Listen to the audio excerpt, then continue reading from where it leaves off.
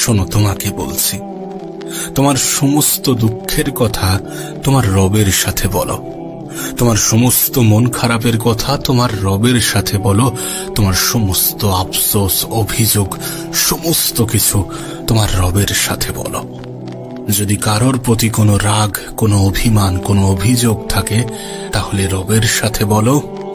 যদি কাউকে নিয়ে কোনো বিচার দেওয়ার থাকে, সেটাও রবের কাছে বলো। যদি জীবন নিয়ে কোনো অপূর্ণতা থেকে থাকে, সেটাও রবের কাছে বলো। না, এখানে তোমাকে ওয়েটিং লিস্টে ফেলে রাখা হবে না। এখানে যোগাযোগ করার জন্য কোনো মাধ্যমের প্রয়োজন পড়বে না। এখানে কথোপকথন করার জন্য কাউকে মাধ্যম হিসাবে ব্যবহার করার প্রয়োজন পড়ে না। কোনো পীর, কোনো মুরিদ, কোনো মাওলানা, কোনো স্কলারের প্রয়োজন পড়বে না। নিঃসন্দেহে তিনি সর্বশক্তিমান, সব ক্ষমতার ঊর্ধ্বে সব থেকে বেশি ক্ষমতাবান। নিঃসন্দেহে তিনি এ পৃথিবীর সমস্ত কিছুর উপরে নিজের আয়ত্ত রাখেন। তিনি চাইলে সমস্ত কিছু করতে পারেন। তিনি চাইলে সমস্ত কিছু সম্ভব। কোনো গরিবকে ধনী করা সম্ভব, কোনো ধনীকে গরিব করা সম্ভব, কোনো অসহায়ের সাহারা দেওয়া সম্ভব, সমস্ত কিছু সম্ভব। তারপরেও এখানে কোনো ভিআইপি টিকিটের প্রয়োজন পড়ে না। রবের সাথে যোগাযোগ করার জন্য কোনো পারমিশনের প্রয়োজন পড়ে না। তুমি যে কোনো পরিস্থিতিতে, যে কোনো অবস্থানে, যে কোনো সিচুয়েশনে, যে কোনো মুহূর্তে, পৃথিবীর যে কোনো স্থান থেকে তুমি তাকে স্মরণ করতে পারো। তুমি রবের সাথে নিজের অন্তরের কথোপকথন জারি রাখতে পারো। আর রবকে যেন ওই পৃথিবীর কোনো মানুষের মতো ভাবতে যেও না, যে এক কান দিয়ে শুনবে আর এক কান দিয়ে পার করে দেবে। তিনি এই পৃথিবীর মানুষের মতো নন। তিনি শ্রেষ্ঠ, তিনি শক্তিশালী, তিনি উত্তম, তিনি সর্বজনীন শ্রোতা, তিনি সর্বজনীন দাতা। এমনটা নয় তুমি অন্তরের স্থল থেকে রবের কাছে কিছু চাইবে আর তিনি তোমাকে বঞ্চিত করবেন। যদি সত্যি সেটা তোমার হিতে হয়, যদি সত্যি সেটা তোমার জন্য উপযুক্ত হয়, তাহলে তিনি তোমাকে কখনোই বঞ্চিত করবেন না। যদি তোমার পরিকল্পনা এবং রবের পরিকল্পনা এক হয়, তাহলে নিশ্চয়ই তুমি পাবে। যেটা চাইছো সেটাই পাবে। আর যদি না পেয়ে থাকো, তাহলে মনে করবে সেটা তোমার জন্য উপযুক্ত ছিল না। কারণ তুমি তোমার ভালো মন্দ সবসময় সঠিকভাবে বিচার করতে পারো না। আমরা আমাদের ভালো মন্দ সবসময় সঠিকভাবে বিচার করতে পারি না, কিন্তু তিনি সমস্ত কিছুর সঠিক খবর জানেন। তিনি সমস্ত কিছুর সঠিক খবর রাখেন। একটা উদাহরণ তোমাকে দিই। সাপোজ তোমার একটা স্বপ্ন আছে যে আমি একটি গাড়ি কিনবো। তোমার একটা ড্রিম কার আছে, একটা ড্রিম গাড়ি, যেটা পাওয়া তোমার কাছে একটা স্বপ্ন। সেটা বাইক হতে পারে, সেটা 4 হুইলার হতে পারে, যা কিছু হতে পারে, কিন্তু সেটা পাওয়া তোমার কাছে স্বপ্ন। মানুষের জীবনে স্বপ্ন থাকতেই পারে, আশা থাকতেই পারে, ইচ্ছা থাকতেই পারে। আশা, ইচ্ছা এগুলো থাকাটাও প্রয়োজন। কিন্তু হ্যাঁ, একবার ভাবো যে সাপোজ তুমি সেই গাড়ি, মানে তোমার সেই স্বপ্নের বাইক বা স্বপ্নের 4 হুইলার, তুমি যেটা চাইলে রবের কাছে, সেটা পেলে না। তুমি রবের কাছে চাইলে কিন্তু রব দিলেন না। তার মানে কি এমনটা যে রব তোমার শুভাকাঙ্ক্ষী নয়? তার মানে কি এমনটা যে রব তোমার ভালো চায় না? তোমার আল্লাহ তোমার অন্তরের কথা শুনেও সেটাকে ইগনোর করলেন না? বিষয়টা মোটেই এমন নয়। একটা কথা সব সময় মাথায় রাখবে, জীবনে অনেক সময়, অনেক ক্ষেত্রে, অনেক কিছু থেকে বঞ্চিত হওয়ার মধ্যেও সুখ আছে, শান্তি আছে, অনেক কিছু লুকিয়ে আছে, পজিটিভ কিছু লুকিয়ে আছে। অনেক সময় আমরা কোনো চাকরি থেকে বঞ্চিত হই এই কারণে যে আমাদের জন্য বেটার কিছু অপেক্ষা করছে। অনেক সময় আমরা জীবনে বিফল হই এই কারণে, কারণ আমাদের জন্য এর থেকেও ভালো সফলতা অপেক্ষা করছে, বা এমন কিছু অপেক্ষা করছে যেটা তোমার জন্য উপযুক্ত বা আমাদের জন্য উপযুক্ত। তুমি তোমার স্বপ্নের গাড়ি, তুমি তোমার স্বপ্নের বাইকটা রবের কাছে চাইলে, কিন্তু পেলে না। কিন্তু তোমার চিন্তা ভাবনা অনুযায়ী সেই গাড়িটা তোমাকে দেওয়া উচিত ছিল। আল্লাহ সেই গাড়িটা তোমাকে দিলে তোমার খুব ভালো হতো। চলো কিছুক্ষণের জন্য সেটা মেনেও নিলাম। এখন রবের তরফ থেকে সাহায্য আসলো, তুমি সেই গাড়িটা পেলে, দেন তারপরে তুমি আনন্দের সহিত সেই গাড়ি নিয়ে রাস্তায় বার হলে। প্রথম 2-3 দিন কিচ্ছু হলো না, কিন্তু 1 সপ্তাহ পরে একটা বড় ধরনের অ্যাক্সিডেন্ট হলো। সেই অ্যাক্সিডেন্টে তোমার একটি পা কাটা পড়ল এবং তোমার মেরুদণ্ডের হাড় ভেঙে গেল। একবার ভেবে দেখো, সারা জীবনের জন্য তুমি বিছানায়। মেরুদণ্ডের হাড় ভাঙা মানে তুমি সারা জীবনের জন্য বিছানায় পড়ে থাকতে পারো। পরিস্থিতি এমনও হতে পারে যে তুমি কোমায় চলে যেতে পারো। কোমা মানে ধরতে গেলে জীবিত অবস্থাতে মৃত, এমন কিছু তো হতেই পারে। তুমি হয়তোবা বলবে যে আমি তো গাড়ি সাবধানে চালাবো, আমি তো গাড়ি আস্তে চালাবো, অ্যাক্সিডেন্ট কেন হবে? এখানে একটা কথা বোঝা খুবই প্রয়োজন। তুমি সাবধানে চালালেই যে অ্যাক্সিডেন্ট হবে না, বিষয়টা এমন নয়। দুই পক্ষকেই সাবধানে চালাতে হবে। তুমি এবং তোমার সামনে যে গাড়ি চালাচ্ছে, দুজনেরই সাবধানতা অবলম্বন করতে হবে। অনেক অ্যাক্সিডেন্ট তো এমনই হয় যে একটি পক্ষের কোনো দোষই নেই, সে বেচারা রাস্তায় দাঁড়িয়েছিল, পিছন থেকে কোনো একটি গাড়ি এসে তাকে মেরে দিয়েছে। সুতরাং এমনটা ভেবো না যে তুমি রাস্তায় সাবধানতা অবলম্বন করবে আর তোমার কিছু হবে না। আমি তোমাকে বলি, অনেক সময় অনেক কিছু থেকে বঞ্চিত হওয়ার মধ্যেও অনেক পজিটিভিটি লুকিয়ে থাকে, অনেক সুখ শান্তি, অনেক অনেক ভালো কিছু লুকিয়ে থাকে। বিষয়টা একদম বাস্তব, একদম সত্য। তার উদাহরণ তোমাকে দেওয়া হলো। বিশ্বাস করুন, অনেক সময় আমাদের চিন্তা ভাবনা এবং রবের পরিকল্পনা এক হয় না, যার ফলে আমরা হয়তোবা কোনো কিছু চাইলাম এবং সেটা পেলাম না।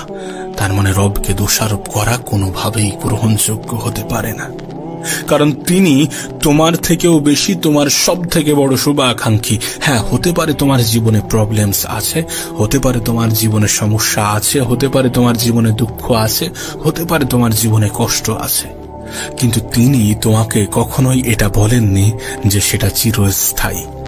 এমনটা নয় যে তোমার দুঃখ, কষ্ট, মন খারাপ এগুলো তোমার জীবন থেকে যাবে না, এগুলো তোমার জীবনের পার্মানেন্ট সঙ্গী, এমনটা নয়। তাই সর্বদা পজিটিভ ভাবার চেষ্টা করো। জীবনের নেগেটিভ পরিস্থিতি, নেগেটিভ সিচুয়েশনের মধ্যেও পজিটিভ ধারণা রাখার চেষ্টা করো, কারণ প্রতিটা নেগেটিভ জিনিসের একটা পিছনের দিকও থাকে, একটা পিছনের সাইডও থাকে, যার মধ্যে কিছু না কিছু পজিটিভিটি লুকিয়ে থাকে।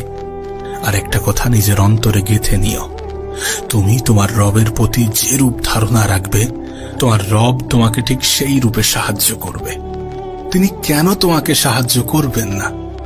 যদি সেটা তোমার হিতে থাকে, যদি সেটা তোমার পক্ষে থাকে, যদি সেটার মাধ্যমে তোমার কোনো ক্ষতি না হয়ে থাকে, তাহলে অবশ্যই তিনি তোমাকে সাহায্য করবেন। তাই তো তোমাকে বলি, জীবনের যে কোনো পরিস্থিতিতে তুমি তোমার রবকে ডাকো। মনে রেখো, সেখানে কোনো পারমিশন লাগে না, সেখানে কখনো কোনো ব্যক্তিকে ওয়েটিং লিস্টে ফেলে রাখা হয় না।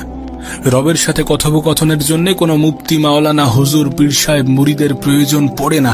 সরাসরি তানার সাথে যোগাযোগ করা যায়, সরাসরি তানার কাছে চাওয়া যায়, সরাসরি নিজের মনের ইচ্ছা, আকুতি, আকাঙ্ক্ষা, আক্ষেপ সমস্ত কিছু প্রকাশ করা যায়। আর এটা মনে রেখো, তোমার রব তোমার ফিরে আসার অপেক্ষায়। শোনো, তোমাকে বলছি, তোমার সমস্ত দুঃখের কথা তোমার রবের সাথে বলো, তোমার সমস্ত মন খারাপের কথা তোমার রবের সাথে বলো, তোমার সমস্ত আফসোস, অভিযোগ, সমস্ত কিছু তোমার রবের সাথে বলো। যদি কারোর প্রতি কোনো রাগ, কোনো অভিমান, কোনো অভিযোগ থাকে, তাহলে রবের সাথে বলো।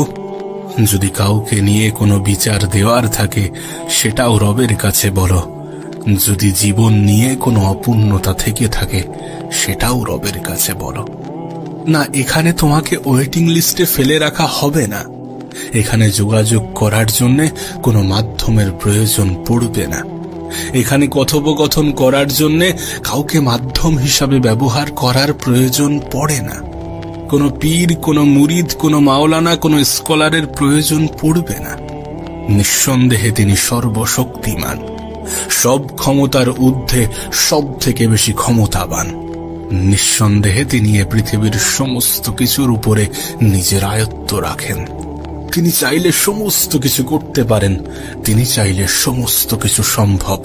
কোনো গরিবকে ধনী করা সম্ভব, কোনো ধনীকে গরিব করা সম্ভব, কোনো অসহায়ের সাহারা দেওয়া সম্ভব, সমস্ত কিছু সম্ভব। তারপরেও এখানে কোনো ভিআইপি টিকিটের প্রয়োজন পড়ে না। রবের সাথে যোগাযোগ করার জন্য কোনো পারমিশনের প্রয়োজন পড়ে না। তুমি যে কোনো পরিস্থিতিতে, যে কোনো অবস্থানে, যে কোনো সিচুয়েশনে, যে কোনো মুহূর্তে, পৃথিবীর যে কোনো স্থান থেকে তুমি তাকে স্মরণ করতে পারো। তুমি রবের সাথে নিজের অন্তরের কথোপকথন জারি রাখতে পারো।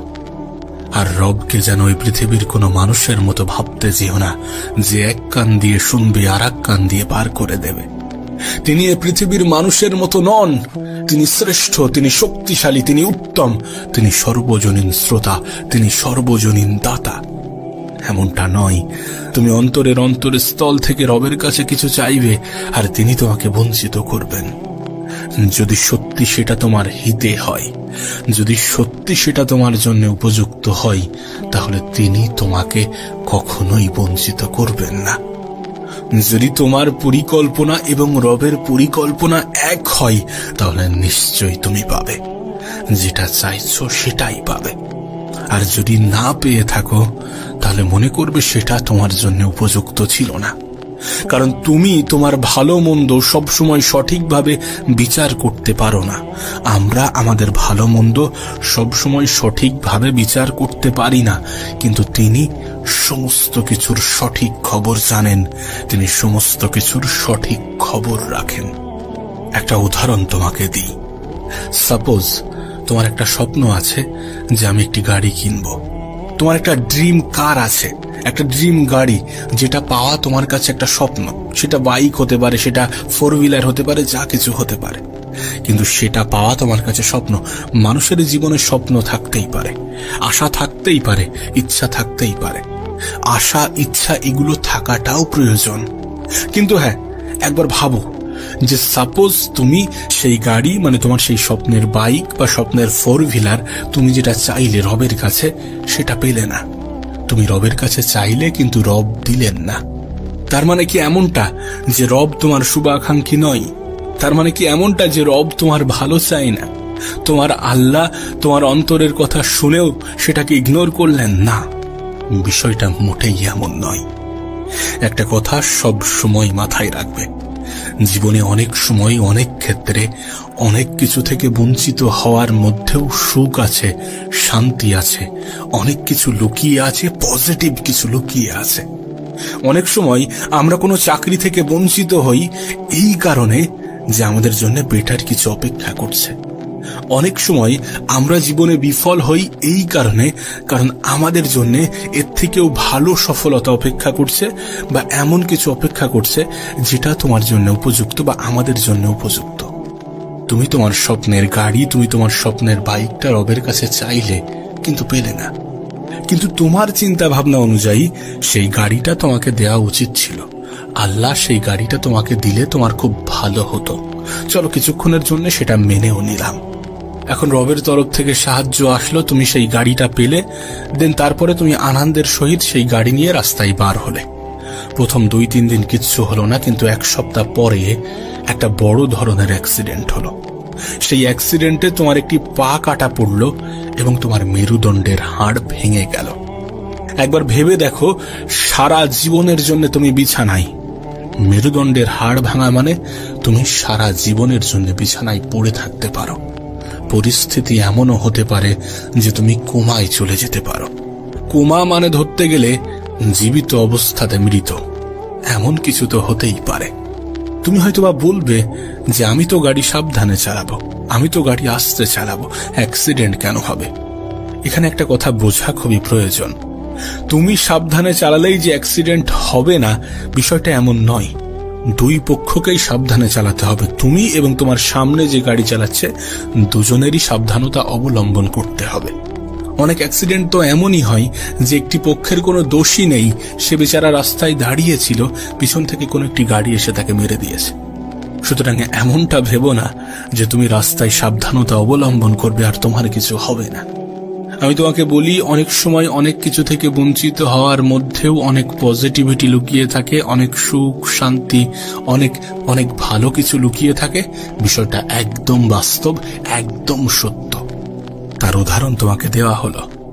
বিশ্বাস করুন, অনেক সময় আমাদের চিন্তা ভাবনা এবং রবের পরিকল্পনা এক হয় না, যার ফলে আমরা হয়তো বা কোনো কিছু চাইলাম এবং সেটা পেলাম না।